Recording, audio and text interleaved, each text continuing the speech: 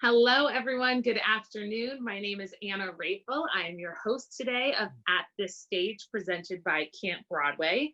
With our partners at Streamable Learning, I'm live in my apartment in New York City to connect you to Broadway professionals, both on and off the stage, connecting them to you, our friends, our families, our students, and teachers. I'm so excited you've chosen to spend the next 35 minutes or so with us. And like I said earlier, please start thinking of those questions you have, put them in the Q&A feature, and I promise to get to as many of them as I possibly can. All right, I am so excited to introduce you to our guest today. Our guest is Aaron Kaburick. Hi, Aaron. Hi, everybody. It's so great to be here and to connect with people, even if it's through this video World Wide Web aspect. I love it. It's so much better seeing faces. Oh my gosh, yes, absolutely. And faces other than like my husband's and my neighbors and to see other people. Yay. All right, so I'm going to give a quick bio of Aaron in case you don't know. So Aaron is a Broadway regular, having first made his Broadway debut in Billy Elliot. You've also might have seen him in Motown, Sister Act, Something Rotten, the most recent revival of Hello Dolly, and he is also the recipient of the 2018 Ensemblist Award, which we are definitely going to talk about today. And we cannot wait to see him soon in Mrs Doubtfire when it comes, hopefully soon. Welcome, Aaron. Thanks for joining us. How are you? Where are you? I am doing well. I am safely at my home in New Jersey, outside of the city, safe and sound, isolated and, quarantined away and cooking and watching every TV show I can. Currently watching an Australian sitcom called Kath and Kim that is making me laugh my butt off. Great. And I'm doing well. I have those days where I'm like, oh my gosh, this is still happening. Get me out of here. And then I have the days where I just, eat cookies all day and watch TV. You need both of those days. It's a nice balance between the two. I understand. Yeah, I wish I was creating more. I wish I was one of those people. But I am watching people's creations a lot and I'm enjoying that. So that's good. There you go. That's perfect. I think that's great. All right, so let's go back to how you got started in theater. Did you have a specific memory in your life where you were like, ooh, that's what I want to do, or just what stuck with you? Yeah, I have an odd path. So I grew up in a small town in southern Illinois called Carlinville. That's about a little over an hour away from St. Louis. So I grew up going to the St. Louis Muni all the time, which for those of you that don't know the St. Louis Muni, it's this like 11,000 seat outdoor musical theater. They put up 7 shows in about 10 weeks in the summertime. And they're like full Broadway caliber shows. Broadway talent comes in and they use some locals as well. And the shows are, incredible.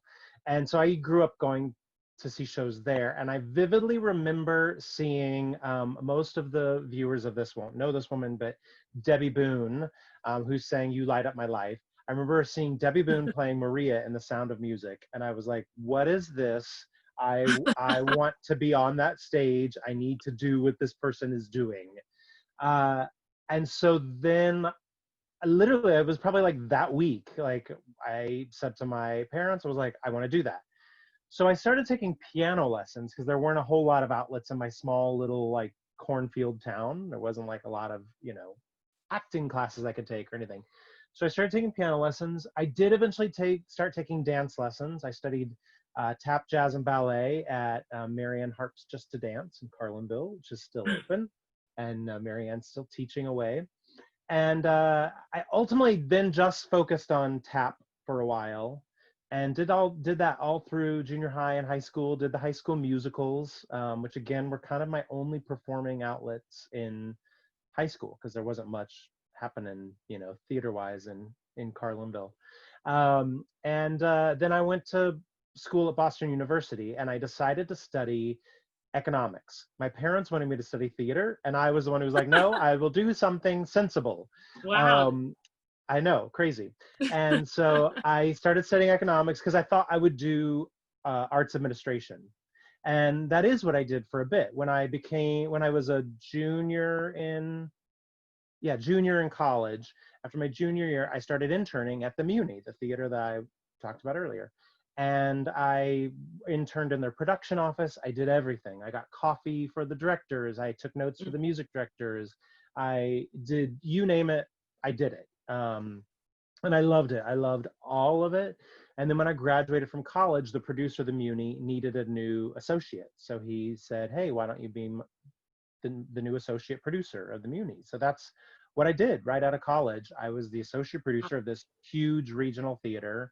I did a lot of the casting. I was the liaison between the directors and the designers and the local staff, and I loved it. It was great. And after a few years of that, I just got to a point where I was watching people on the stage, and I just kept thinking, that's really what I want to do. And during the time I was doing the associate producing, I was still, because we would stay in New York year round, and then we would go to St. Louis just for the summertime.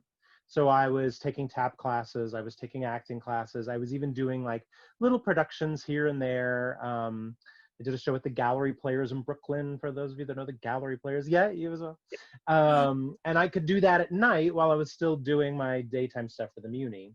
And then after a few years, I just got to a place where I was like, I really want to perform. And a crazy thing happened.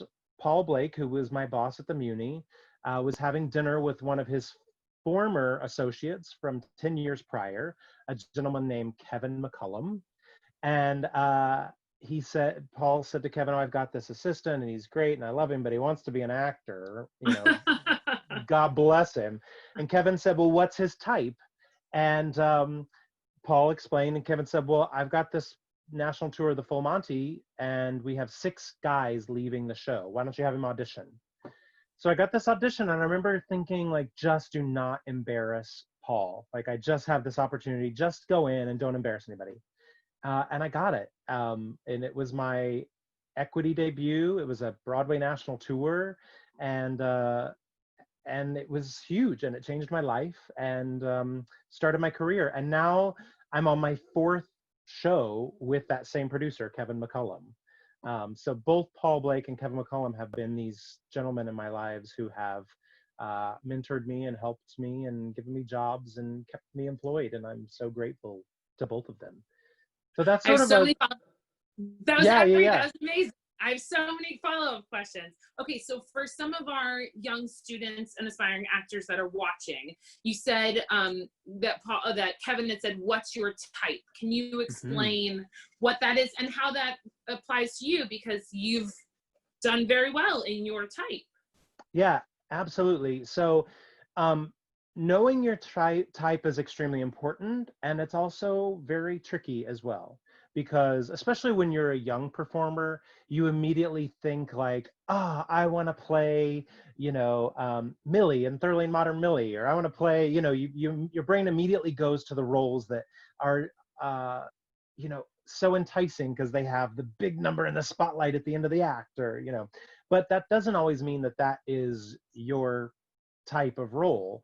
The beautiful thing these days is that type barriers are starting to break down a little bit more, and we're starting to see different people take on roles, and we're reconceiving the idea of what a type is, but we still need to know what that is. So what is a type?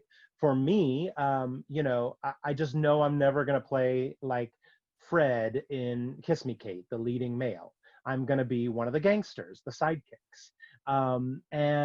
Or I'm going to be like Horton in Seussical. Like, it's knowing what those types are. Like, are you a character actor? Are you a leading actor? Are you comical? Are you an ingenue? Again, the beauty is that these lines are starting to blur a little bit, which I love about our business, but it's still important to know where your strengths lie. It's an easy thing to see by watching television or watching movies, just sort of seeing the different types of characters there are. Like, I tend to be more of a sunny, bright person on stage. Thus, Hello Dolly, Something Rotten, these kind of brighter shows. Ironically, my first Broadway show was Billy Elliot, which was dark and brooding, and I always thought that was so interesting. But again, what happened there was I was a great type for the show because they needed people who looked like working class, blue collar people who could tap dance and who could sing. And I am not like a skinny chorus boy. I'm substantial, as Mrs. Doubtfire would say. And but still tap dance. And so that was a wonderful thing for them because I could look like a coal miner, but then I could also tap dance for the scenes where they needed the tap. So it's about knowing where you fit in terms of the different shows and the different characters. And again, but I love that our business is starting to blur. Like Sutton Foster is a great example. She plays ingenue roles, but she's also this quirky comical character actress. Ashley Park was supposed to be playing Thoroughly Modern Millie, in the Encore's production this past spring, which hopefully will still happen at some point.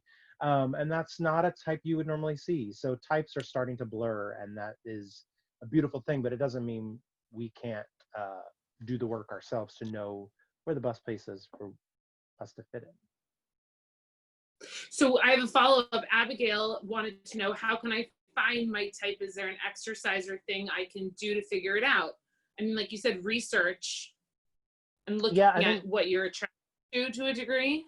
Yeah, and I think also taking classes and really listening to teachers and to feedback, because especially when we're young, it's really easy for us to think like, no, I should be playing Harold Hill in The Music Man. I'd be a great Harold Hill, which I would love to play Harold Hill. But the reality is I'm going to get cast as Marcellus, Harold's sidekick. So it's listening to your teachers and listening to directors and seeing where they put you, and also trying everything, which is sort of a bigger piece of advice I always give, which is to try everything in theater, whether it's backstage, costuming, all of that. But then you the more you know, the more informed you are about yourself and what you like. But I think really like trying different pieces of material. Certainly, I mean, there are certain exercises we can absolutely do to figure some things out right out of the gate, which is vocal types. So, for example, Abigail, if you were to sing Eliza Doolittle's one of her numbers from My Fair Lady, like I could have danced all night. Let's just say you don't have that note. Already we know type-wise, okay, you're not an Eliza because that note was written for a soprano. Now, maybe Abigail, at some point in your career, you'll become a huge big star. I hope you do, and they'll like lower the key for you.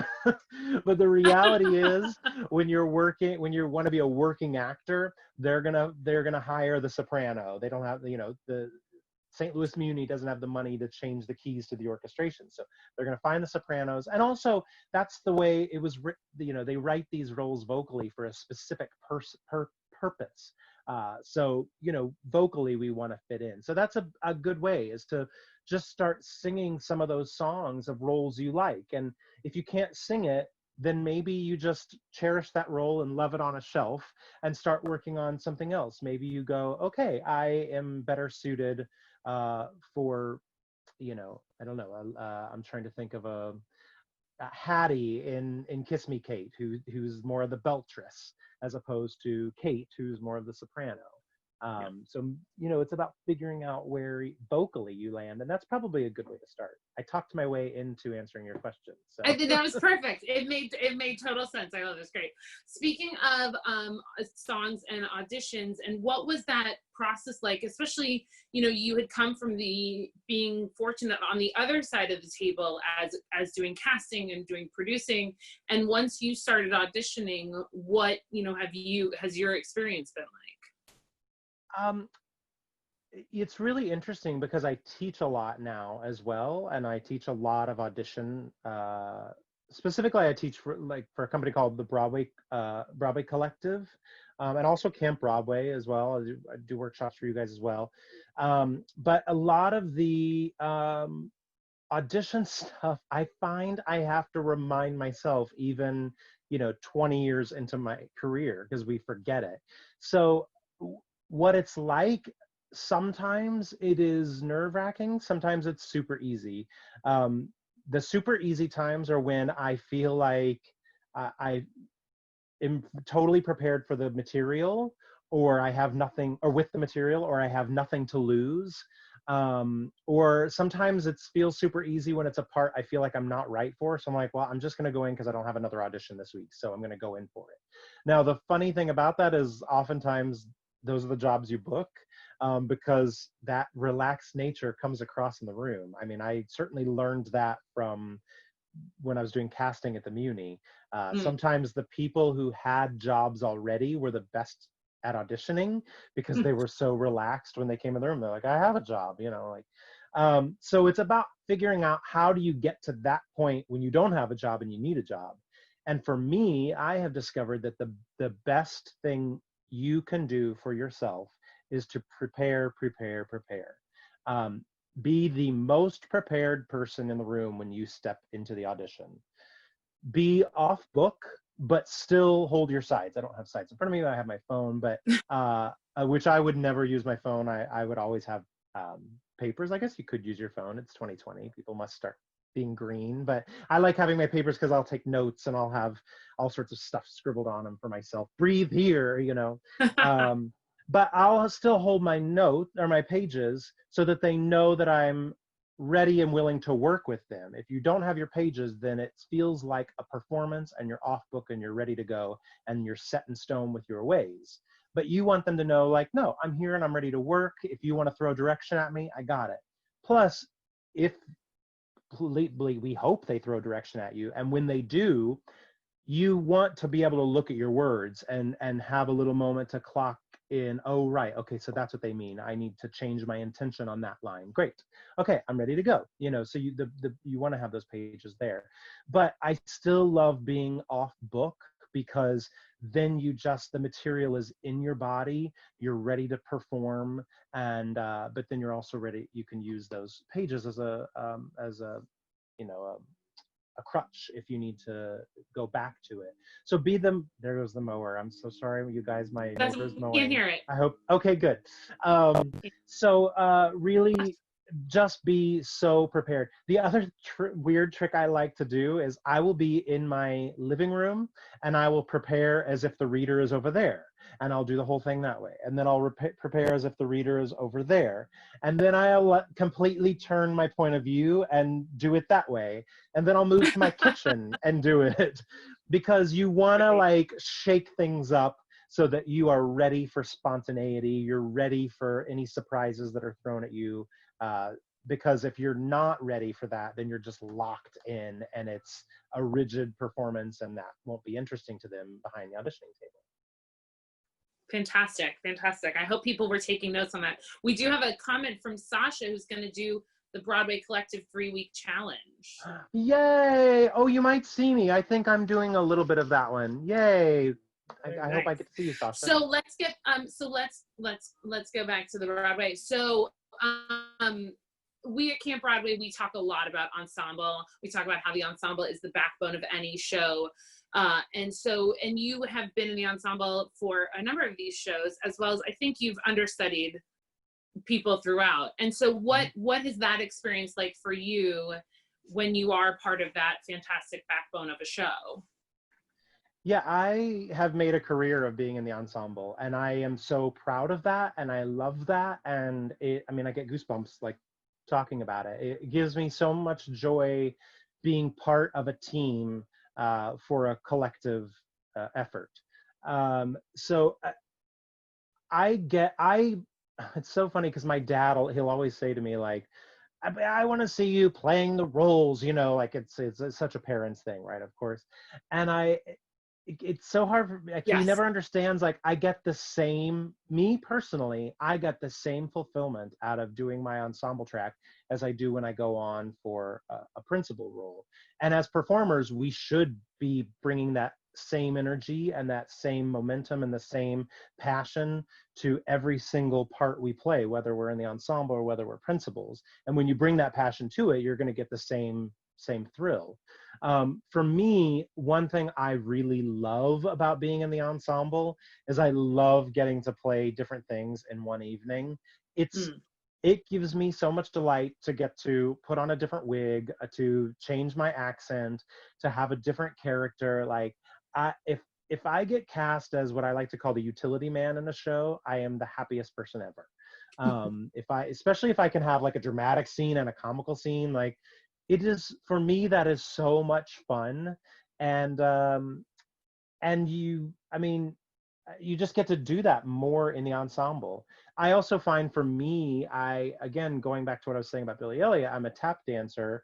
And by being a tap dancer, I would therefore then be sort of a dancer, I use in loose quotes, general dancer by default, because I can pick up steps, I can move, which is something that's been very valuable to me in my career, because I can be that person in the ensemble who can understudy Brad Oscar or Fred Applegate or John Tracy Egan, and then also still do all the ensemble dancing that the choreographer wants, and I can, fit into the picture that they're envisioning because of the dance skills that I have. So for me, I've been able to sort of carve this little career out for myself because of the dancing I can do and because I can cover those people as well. And I love that. I love covering as well. I will be 100% honest. I don't love it the first night you get the phone call. That's always like, oh gosh, here we go. Like, when you're saying covering, you mean understudying, and when someone is out, yes. and how often, what time, how much time do you have to prepare? Sometimes, like, I'll use Something Rotten as an example. In Something Rotten, I understudied Brooks Ashmanskas and Jerry Vicky, who played the short little old Jewish Linder, and Peter Bartlett, who was sort of the patron of the theater, the very grand patron of the theater. Brooks, I was the first understudy to go on. We hadn't even been to the Tony Awards yet. I think we had opened like the week before. We hadn't had a whole lot of rehearsal. I literally walked into the theater at about 1:25. I was running late for my 2:00 show. My phone started vibrating in my pocket. As I looked at my phone and saw my stage manager's name, I then saw my stage manager in front of me with Brooks, Brooks had fallen and hurt his knee, unfortunately, on the way to work, literally like right outside the theater. So I saw that and was like, got it. Okay, I'm on. And so I just went upstairs, and for me that day, I just quickly made a list of like, okay, these are the most important things I need. For those of you that saw Something Rotten, he had a great costume reveal in the middle of his number. So I just needed to have one pass at that before the show. And there was like 2 little traffic things I needed to figure out. And then other than that, I was like, let's do it. Let's go. So for me as an understudy, I like to know, like, I will start learning my lines the minute rehearsals begin, even if they change, because you just never know when you're going to get thrown on.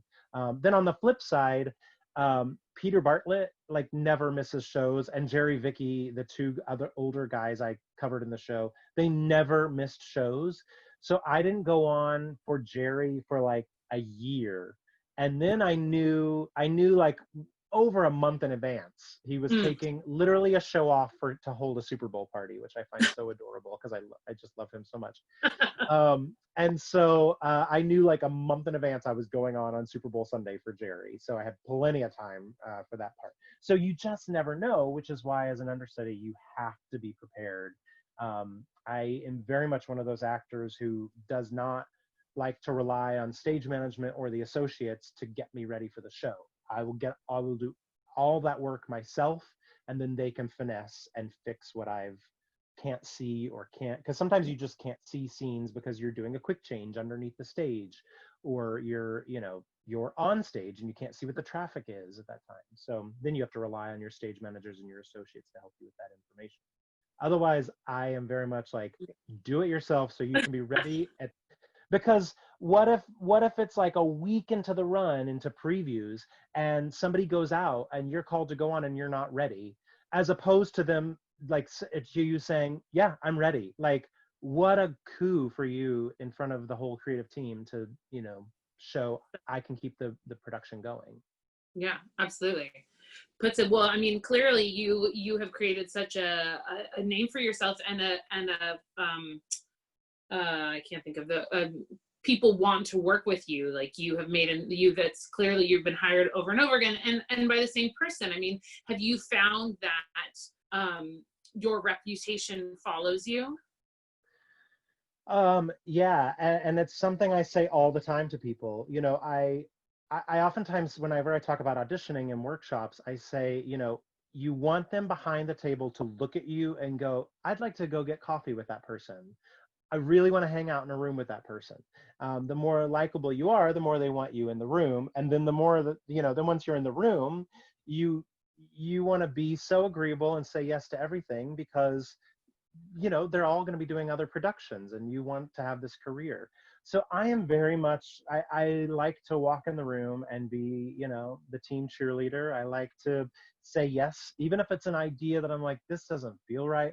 You say yes, because you never know. Something that doesn't feel right to you might look incredible from the audience. And also sometimes even the things that don't feel good or don't feel right, sometimes they need to see that so that they get to the correct place. So it's our job as actors to just say, yes, what is your vision? Let's go, let's do this. And I like to pride myself on being that kind of person. I always say, I know people who are far better singers, far better actors, far better dancers than me. But I know that I bring to the room a great spirit and will always be like agreeable and positive. And so I think that just goes a long way. Be nice to everyone. Yes, absolutely. I have a couple questions here from some of our viewers. Annika wants to know, without giving too much away, are there a lot of differences and similarities between Mrs. Doubtfire from the movie to the show? That's a great question. It's really interesting. I think if you haven't seen the movie in a long time and you came to see the show, you would walk out feeling like, oh, it's just like the movie. If you watched the movie the night before, you would walk out going, wow, they changed a lot. But I think all of the changes that they have made are so positive and correct and current. It's updated, it's very current, which is big because the movie's from the 90s. So we didn't even use cell phones then, and now cell phones, everyone has one. So that's certainly a part of it. And there's some things that theatrically you can't do that they can do in a movie. So they've had to get creative about how we do things for the stage show. So yes, there are a lot of changes, but the spirit of the show is the same. The joy of the show is still the same. The message of the show, which is that love finds a way and family is always first, is still the same. And let's be honest, those are like the important things. And the humor is still there. And those are the important things in it. You guys, wait till you see Rob McClure. For any of you that saw us in Seattle or saw one of our only 3 Broadway performances before COVID-19 took us all down, it is, and by that I mean the country, I don't mean our cast. Happily, our cast was safe. But he is so terrific in the role. It's just incredible. He's great. Jessica has a question. What has been your most challenging role? And also, do you have a dream role, or if you could gender bender any role? That's like a lot of questions at once, but I feel like you've got Don't cry for me, Argentina. You had that ready to go. Yeah. Dream role. I always say, in Something Rotten, for any of you that got to see it, I played Robin, who was the one guy in the acting troupe who played all the female roles. So I was in a dress the whole time. And I had so much fun. I mean, I got to be a part of that show from the very first workshop and reading. And so I got to create that role. And as a result, I've realized that my dream role will be something that's written for me. So if there are any writers out there, get in touch with me, DM me on Instagram at Aaron Cab. No, I think that because when something's written for you, it is tailor-made for you inside and out. I mean, not that my part in Something Rotten had a ton of lines or songs, but certainly like there were lines that were given to me that were taken away, or new lines that were given to me because they figured out like, oh, this is where Aaron's humor lands better. And so that, I love like that. I would love to do that. Shows that are currently written, I've never played Horton and Seussical. I would love to do that. I will never ever get to play Shay in Evita. This goes back to type, knowing your type. But God, I would love to sing that. I'd love to be in Tommy because I just love that score and I want to sing that score. There's not much for me in Tommy, but I'll be a soldier in the background. I don't mind, or I'll play the pinball machine, like whatever. Gender bending roles. Wow. Well, I will tell you that when the Cats revival came back to Broadway recently, I really wanted to play Jenny Anydots. I thought that would have been so much fun. And I was like, why not? Why can't a guy play Jenny Anydots? She taps, you know, tapping. And what's been my most challenging role? Gosh, I don't know. I will say that I think that in Hello Dolly, while it wasn't necessarily challenging, because I took so much pride in being a part of that ensemble that had this beautiful sound of singing, I did want to bring my best voice every single night to that ensemble.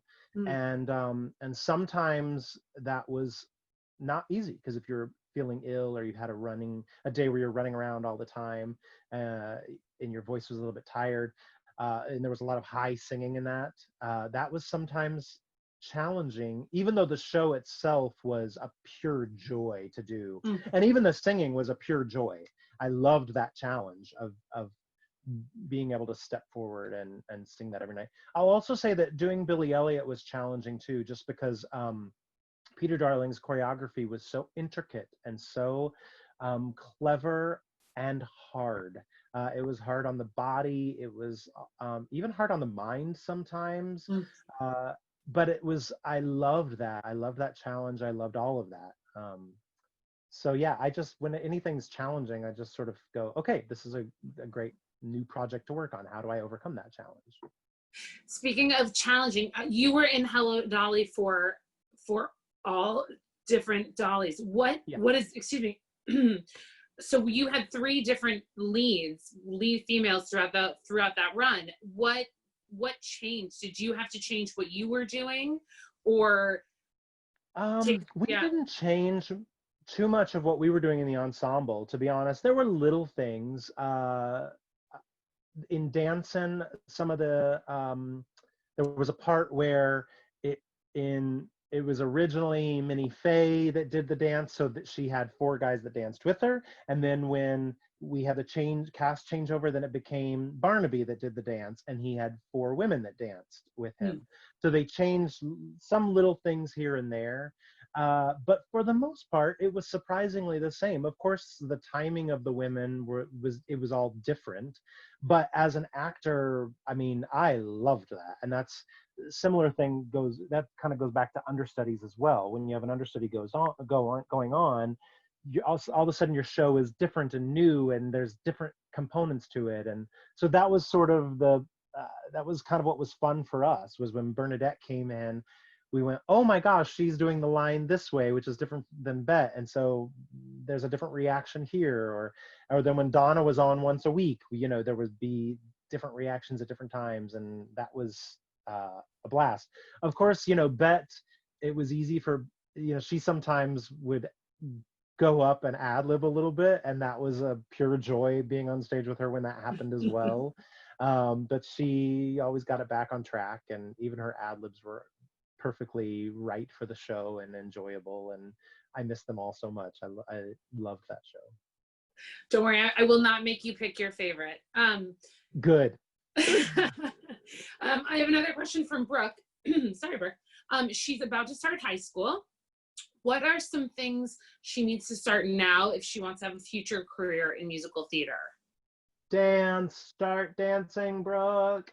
I can't, I mean, unless you're already a dancer, in which case I would say sing, start singing. But basically, whatever you think your strongest suit is right now, start adding in the other, you know, we're talking about a triple threat, singing, dancing, and acting, start adding in the others. Because nowadays, to have a career in the theater, you need to be completely well-rounded. You need to be uh, completely successful at all three of those things. Of course, there are the exceptions to the rule, but if you want to have a long working career, just, you know, pick up on all those. And for a lot of people, that's dance, because a lot of people think when it comes to musical theater, they're like, I can sing that song and I'm a great actress. But if please, please, please start dancing, take a musical theater jazz dance, take some ballet to get some technique, take a little bit of tap so you're not afraid of that if they throw tap shoes at you. I'm not saying you have to be, you know, perfect at it, but just you want to be comfortable enough that in an audition setting, you're not scared by it.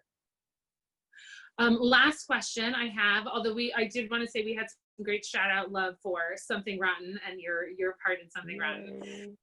So as you know, Camp Broadway is the presenter of this series, and our motto is develop your character. So what does character mean to you? Yeah. For me, this goes back to I don't immediately think of like type like we talked about earlier. I think more about like what I talked about in terms of being that person that they want in the room. I like to think about, like, I go to me as a character, as a person. I try to be very open and honest and trustworthy and agreeable, and but within reason. Like, you know, I still have my opinions and I still have my thoughts, and but I try to be a sunshiny, beamy person for them in the room, and I try to be that as a character, as like that's my character in life. And I don't mean I put that on, but I just mean those are like the characteristics of me, which then means I typically get cast in stuff that leans towards that. But I think in terms of developing your character, it's finding what attracts you in life, whether it's you know, what different types of art attract you, what different types of music attract you, and sort of leaning into that, and focusing on that, and, you know, studying more about that person or that thing, and that just builds you as a character. None of this was stuff I fully thought about during high school, or even so much during college, but that's when that all happens. You're developing your character during that time. I talked earlier that I studied economics. I would not trade that for the world. Having friends that are not in theater, having a group of friends, is one of the best things for me. It keeps me well-rounded. And again, that's all about building who you are as a character. Like I said earlier about in theater, do everything you can. Be a dresser backstage, be a stage manager, you know, build the sets, build the props, paint things, do all of that, because that just builds who you are as a character and as a person.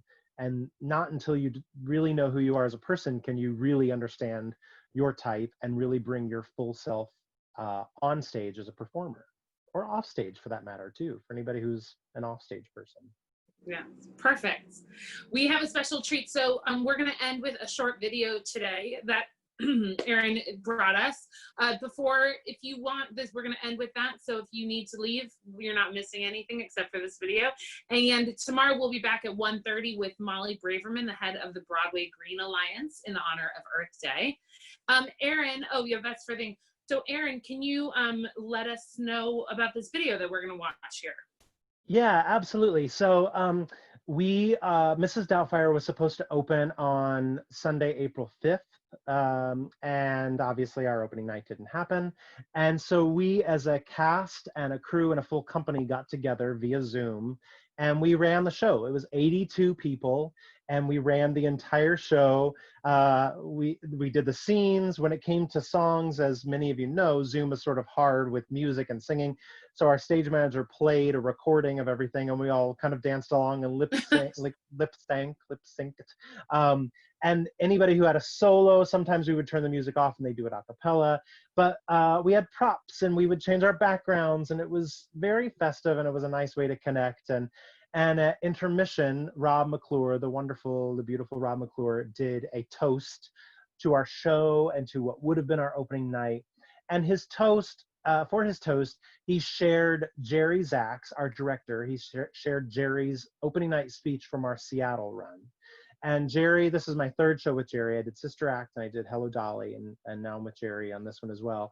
Jerry is a legend on Broadway. He has won countless Tony Awards. He's done over 30 Broadway productions just as a director, both plays and musicals, comedies and dramas.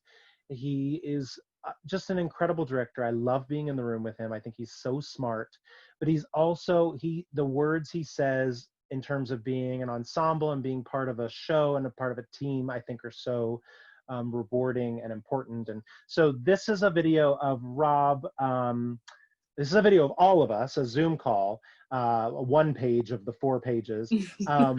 And it's Rob sharing those words from Jerry. So here we go.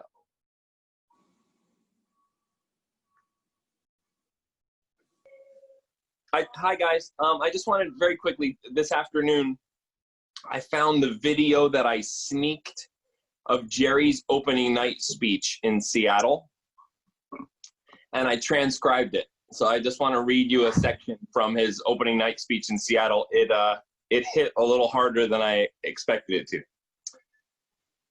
Happy opening. I have to let go of you now. I hate it so much because I love what you do. And by let go, I mean leave you alone now to do the show that you all created together. There we go. That you all created. I've been talking to the actors and bending their ears, but I haven't really had a chance to talk to all of you. There is no way to express how much what you do up there means, how much it means to me, how much it means to the life of our show. And as someone who in another life tried to do what you're doing, you know, it's heroic. And I love you for it, and I just need you to know that, okay? It means the world to me. You are major leaguers. You are as good as it gets. And all the kids who fall in love with theater at whatever age, they all dream of doing what you do. And so I say thank you. I have a tremendous acknowledgement of your skill, your athleticism, your artistry, and your attitude, your willingness to trust me, to shape and mold and hock you about this and that, and I just adore you for it. Tonight, you'll have a wonderful show. You can feel what they're feeling out there. You're bringing them a religious experience. You move them tremendously. You make them laugh, you make them laugh, you make them laugh, and they don't know that the sound of their laughter is the sound of themselves falling in love with you, but that's what it is. So when you go through hard times, they care, and they're moved, and they're grateful for it. You know, it's a healing thing. It's a healing thing.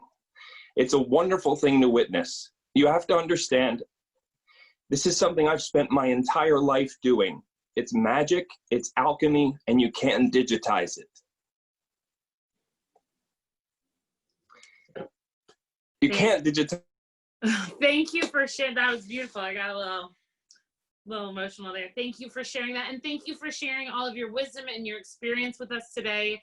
How can people find you, follow you on all those fancy things, see more with the Broadway Collective, with Camp Broadway? Where do you post what you're working on?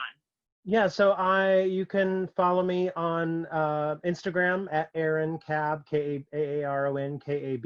And I usually post on there stuff I'm doing at Broadway Collective or Camp Broadway, or certainly with the show anytime I'm posting. So yeah, you can follow me on there, DM me there if you have any questions or anything. I'm around. I'm certainly around right now. But I'm so glad you all tuned in. Thank you for checking in and asking questions and giving me something to do today. Our pleasure, our pleasure. And thank you all. Follow Camp Broadway on all of our social medias, Twitter, Instagram, Facebook, all of those fun things. And again, like I said, tune in tomorrow, special Earth Day at this stage with Molly Braverman, who's the director of the Broadway Green Alliance. Same time tomorrow, 1:30. We will see you then. Thank you, Aaron. Have a great day. Thank you, everyone. See you tomorrow.